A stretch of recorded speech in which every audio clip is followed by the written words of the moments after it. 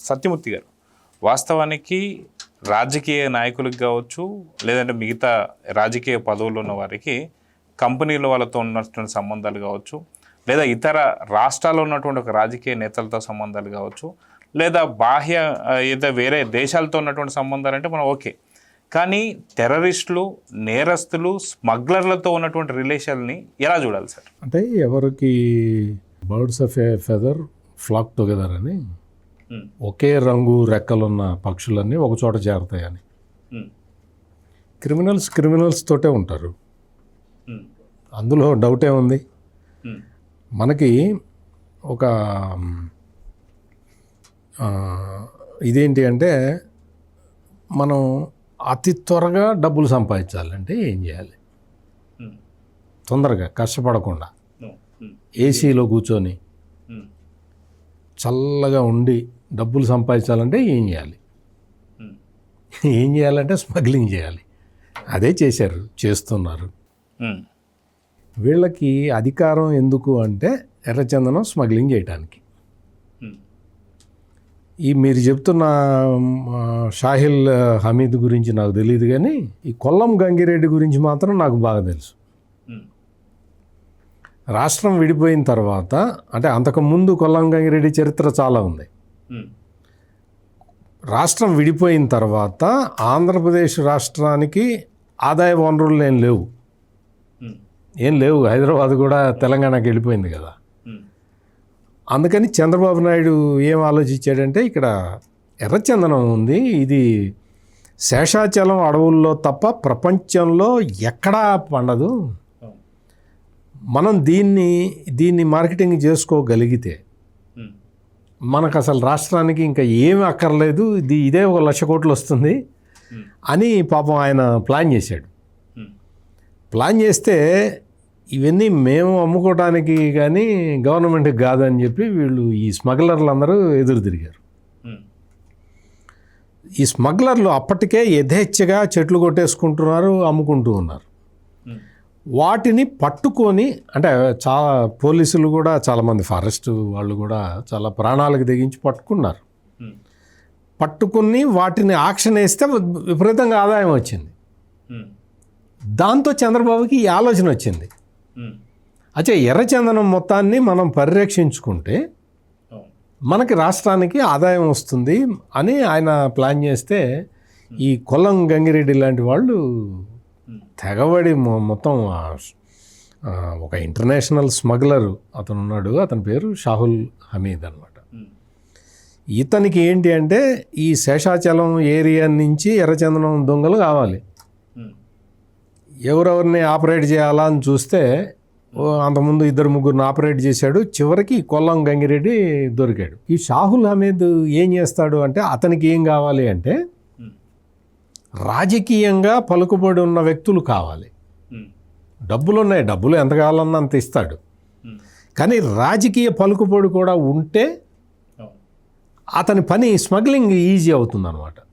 మీకు ఒక చోట కాదు కదా, మీకు శేషాచలం అడవుల నుంచి దొంగలు కొట్టి తీసుకెళ్ళాలి, తమిళనాడుకి చేర్చాలి, అక్కడి నుంచి కంటైనర్స్లో ఎక్కించాలి. కంటైనర్స్లో ఏవో ఇవి ఉన్నాయి, యాలకులు ఉన్నాయి, లవంగాలు ఉన్నాయని ఏదో చెప్పి దాన్ని ఎక్కించాలి. ఆ స్కానింగ్ అన్నీ చేయాలి, చేస్తే తెలుస్తుంది కదా. ఆ స్కానింగ్ మిషన్లో అప్పుడు ఆపాలి, ఆ తర్వాత కంటైనరు సేఫ్గా షిప్ మీదకి చేరాలి, అక్కడి నుంచి వెళ్ళిపోవాలి. మరి ఇంత చేయాలంటే అధికార బలం కూడా ఉండాలి అని చెప్పి ఆ షాహుల్ హమీద్ అనే అతను క్రైమ్ పార్ట్నర్ల కోసం, పొలిటికల్ క్రైమ్ పార్ట్నర్ల కోసం వెతుకుతూ ఉంటే వీళ్ళందరూ దొరికారు. చక్కగా వాళ్ళతో కలిసి ఆ ఎర్రచందనం కొన్ని లక్షల కోట్ల రూపాయలు సంపాదించాడు ఆ షాహుల్ హమీద్ అనే వ్యక్తి ఎర్రచందనం స్మగ్లింగ్ మీద. వీళ్ళు ఈ కొల్లం గంగిరెడ్డి మొత్తం మెయిన్ కింగ్ పిన్. దాంతో ఏం చేశారు అంటే, అప్పట్లో ఈ ఫారెస్టు వీళ్ళందరూ కూడా ఈ కొల్లం గంగిరెడ్డి కోసం వేట మొదలుపెట్టారు. వేట మొదలు పెడితే కొల్లం గంగిరెడ్డి ఏం చేసేవాడంటే, ఈ తమిళనాడు నుంచి కూలీలు తీసుకొచ్చేసి వాళ్ళ చేతులకు తుపాకులు ఇచ్చి వదిలేవాడు. వాళ్ళు ఫారెస్ట్ గార్డుల మీద కాల్పులు జరిపేవాళ్ళు. అట్లా ఒక ఎన్కౌంటర్ కూడా జరిగింది, 6-7 చచ్చిపోయారు ఈ దొంగలు తీసుకెళ్తూ ఉంటాయి. దాని మీద పెద్ద గొడవ చేశారు ఈ వైసీపీ లీడర్లు అందరూ కూడా. అంటే ఎర్రచందనం స్మగ్లర్లకి డైరెక్ట్గా సపోర్ట్ చేయటం మొదలుపెట్టారు. చివరికి ఈ కొల్లం గంగిరెడ్డి అనే వ్యక్తి ఎవరు అంటే సాక్షాత్తు జగన్మోహన్ రెడ్డికి అత్యంత సన్నిహితుడు. ఈ ఈ పొలిటికల్ బంధాన్ని విడగొట్టి పోలీసులు వేటాడటం మొదలు పెడితే కొల్లం గంగిరెడ్డి పారిపోయాడు. ఎటు నుంచి పారిపోయాడో కొల్లం గంగిరెడ్డి పారిపోయాడు. ఆ మారిషస్ గిరిషస్ ఆ దేశాల్లో ఉంటే పట్టుకున్నారు, ట్రాక్ చేశారు. ట్రాక్ చేసిన తర్వాత కష్టపడి అరెస్ట్ చేశారు. అరెస్ట్ చేసి తీసుకొచ్చారు. ఎట్లా అంటే ఇక్కడ ఈ ఖైదీల ఒప్పందం అటువంటివి ఏమీ లేని దేశాల్లో తిరుగుతుంటారు కదా వీళ్ళు, సేఫ్గా ఉండాలని చెప్పి ఈ ఖైదీల మార్పిడి ఒప్పందం అటువంటివి లేని దేశాలు ఎంచుకుంటారు ఈ దొంగలందరూ. మెల్లిగా పట్టుకున్నారు, తీసుకొచ్చారు. తీసుకొచ్చి కోర్టులో ప్రూవ్ చేస్తే పెద్ద పెద్ద లాయర్లు దిగారు. ఇప్పుడు మనం చూస్తున్నాం కదా ప్రతి కేసుకి పెద్ద పెద్ద లాయర్లు దిగుతున్నారో, అప్పట్లో కొల్లం గంగిరెడ్డిని కాపాడటానికి కూడా పెద్ద పెద్ద లాయర్లు దిగారు. చివరికి ఫైనల్గా అతనికి శిక్ష పడది, జైల్లో వేశారు. జైల్లో వేశారు. ఎర్రచందనం అక్రమ రవాణా దాదాపుగా తగ్గింది. మొత్తం తగ్గలేదు కానీ దాదాపుగా తగ్గింది. వీడు మెయిన్ పర్సన్ కొల్లం గంగిరెడ్డి. అంటే వీళ్ళకి వైసీపీకి సంబంధించిన ఈ జగన్మోహన్ రెడ్డి వీళ్ళకి మరి ఆదాయం కూడా తగ్గి ఉంటుంది. ఆ తర్వాత ఏమైందంటే 2019 ఎన్నికల్లో తెలుగుదేశం పార్టీ ఓడిపోయింది. ఓడిపోయి జగన్మోహన్ రెడ్డి ప్రమాణ స్వీకారం చేయంగానే మొట్టమొదట సంతకం పెట్టింది మీరందరూ అనుకుంటారు నవరత్నాల మీద సంతకం పెట్టాడు అది ఇది అనుకుంటారు మీరు. ఆయన ముందర సంతకం పెట్టింది ఈ కొల్లం గంగిరెడ్డిని విడుదల చేయటం మీద. ఆయన కాన్సన్ట్రేట్ చేసింది కొల్లం గంగిరెడ్డిని విడుదల చేయించడం మీద. విడుదల అయిపోయాడు, 3వ రోజు వచ్చేసాడు బయట. విడుదల అయిపోయాడు, బయటికి వచ్చేసాడు.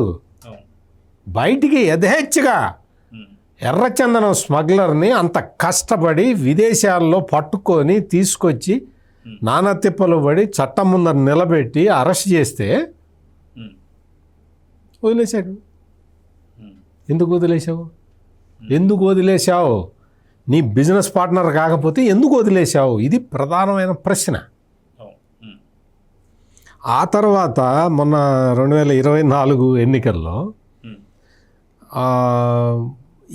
ఈ కొల్లం గంగిరెడ్డికి ప్రథమ శిష్యుడు ఒక అతను ఉన్నాడు. అతనికి జగన్మోహన్ రెడ్డి టికెట్ ఇచ్చాడు. జగన్మోహన్ రెడ్డి టికెట్, వాళ్ళ పార్టీ టికెట్, ఫ్యాన్ గుర్తు, బీఫామ్ ఇచ్చాడు. ఎర్రచందనం స్మగ్లరు ఆ ఏరియా మొత్తం నేను చూసుకుంటానని హామీ ఇచ్చేశాడు. టికెట్ ఇచ్చేశాడు. మొత్తం అంతా ఖర్చు పెట్టారు. ఎర్రచందనం డబ్బులే కదా. మొత్తం ఈ పెద్దిరెడ్డి రామచంద్రారెడ్డి, పెద్దిరెడ్డి మిథున్ రెడ్డి, వీళ్ళందరూ, ఈ చెవిరెడ్డి భాస్కర్ రెడ్డి, వీళ్ళందరికీ ఈ కొల్లం గంగిరెడ్డి చాలా దగ్గర సంబంధాలు.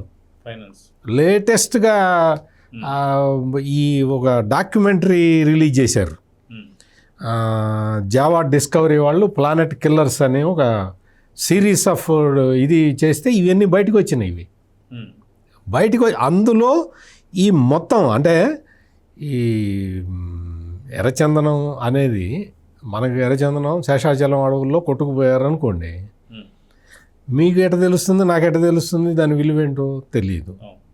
ప్లస్ మీకేం నష్టం, నాకేం నష్టం? మనకు ఏదన్నా ధరలు పెరిగితే, లేకపోతే గల్ఫ్లో యుద్ధం వచ్చి మన గ్యాస్ రాకపోతే మనకి బాధ అనిపిస్తుంది. కానీ మనకి ఎర్రచందనం కొట్టుకుపోతే మనకేం బాధ అనిపిస్తుంది అంటే మనకి తెలియదు కదా. ఆ సబ్జెక్టు కూడా చాలామందికి తెలియదు కదా. అందుకని దాని మీద కన్నేశారు వీళ్ళు. ప్రమాదం ఏంటి అంటే శేషాచలం అడవుల్లో మాత్రమే పెరిగే ఈ ఎర్రచందనం చెట్ల వల్ల ప్రకృతి కాపాడబడుతూ ఉంటుంది. మొత్తం ప్రకృతి మొత్తానికి అవి చాలా ఇంపార్టెంట్ ఇదనమాట. ఆ సెగ్మెంట్ లేకుండా చేస్తున్నారు వీళ్ళు. అందుకని దాని మీద ఈ జావా డిస్కవరీ వాళ్ళు ప్లానెట్ కిల్లర్స్ అని ఒక సిరీస్ ఆఫ్ ఇది డాక్యుమెంటరీస్ తయారు చేశారు. చేస్తే అందులో ఈ జగన్మోహన్ రెడ్డి వీళ్ళకి సంబంధించిన వీళ్ళందరూ, కొల్లం గంగిరెడ్డి వీళ్ళ పేర్లన్నీ బయటకు వచ్చినాయి. బయటికి వచ్చిన తర్వాత మామూలుగా నిజంగా సంబంధం లేకపోతే ఏం చేయాలి? గమ్మున కూర్చోవాలి. ఆయన ఎవరో డాక్యుమెంటరీ తీసుకున్నాడు, మనకేం సంబంధం అని. కానీ మీరు తిప్పి చూడండి, సాక్షి పేపర్ తిప్పి చూడండి, దీంతో మాకు సంబంధం లేదు, ఇదంతా పచ్చముఖ ప్రచారం, పచ్చమంద ప్రచారం అని వేశారు. నీకెందుకు? ఇప్పుడు షాహుల్ హమీద్ గురించి డాక్యుమెంటరీ తయారు చేస్తే, కొల్లం గంగిరెడ్డి గురించి డాక్యుమెంటరీ తయారు చేస్తే నీకేంటి ప్రాబ్లం? నువ్వు సాక్షిలో రాసుకున్నారు ఇది మాకు సంబంధం లేదు, ఇది మాకు సంబంధం లేదు అని. అంటే ఇది మాకు సంబంధం లేదు అంటే నువ్వు ఎందుకు రాసుకున్నావు? నీకు సంబంధం ఉందని ఎవరు చెప్పారు? ఎప్పుడైతే సాక్షిలో ఆ వార్త వచ్చిందో అర్థమైపోయింది అందరికీ, అమ్మా ఈ డాక్యుమెంటరీ వల్ల కొల్లం గంగిరెడ్డికి ప్రాబ్లం వస్తున్నది. ఆ డాక్యుమెంటరీలోనే ఒక వీడియో కూడా ఉంది, చిన్న క్లిప్పు. జగన్మోహన్ రెడ్డితో కొల్లం గంగిరెడ్డి ఉన్న వీడియో క్లిప్ ఉంది, ఫోటో కాదు. ఫోటో అయితే మార్ఫింగ్ చేసి పెట్టారు అనొచ్చు. ఆ స్టేజ్ మీద చాలామంది ఉన్నారు, కొల్లం గంగిరెడ్డి, జగన్మోహన్ రెడ్డి సన్నిహితంగా ఉన్న వీడియో కూడా ఈ డాక్యుమెంట్లో వేశారు. వాళ్ళతో నాకు ఫ్రెండ్షిప్ కూడా ఉందని కూడా చెప్పేసి నాకు అసలు వాళ్ళందరూ మా వాళ్ళు అని కూడా చెప్పాడు. అన్నీ చెప్పిన తర్వాత ఇప్పుడు ఇది పచ్చమూక రాసుకుంటున్నది, పచ్చమంద రాసుకుంటుంది. పచ్చమందో ఎర్రమందో రాశారు కదా, నీ గుట్టు అయితే బయట పెట్టారు కదా. అంటే ఎర్రచందనం స్మగ్లర్లతోటి ఈ కొల్లం గంగిరెడ్డిని వదిలాడు కదా. ఆ తర్వాత యథేచ్ఛగా దోచుకున్నారు. 2019 నుంచి 24 వరకు